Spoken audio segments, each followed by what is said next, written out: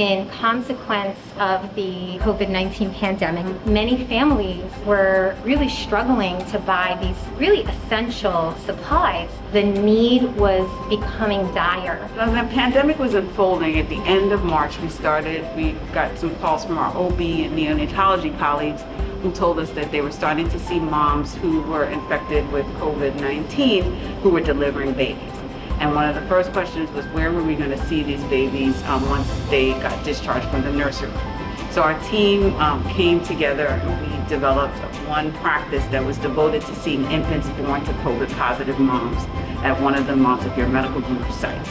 So our team wrote an emergency grant to the Tiger Foundation of New York City, which is a longtime funder of Healthy Steps at Montefiore. And they awarded us a $200,000 emergency grant.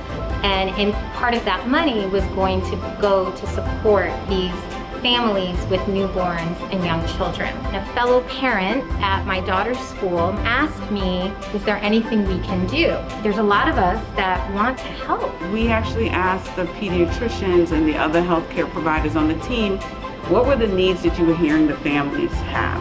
We then put that information on Amazon. So close to over $30,000 worth of donations in terms of diapers, wipes, formula, thermometers, infant scales, breast pumps. We have 32,000 families from birth to 5 years old that we take care of. We are Monty Strong, we are MMG Solidarity, and we are New York Tough.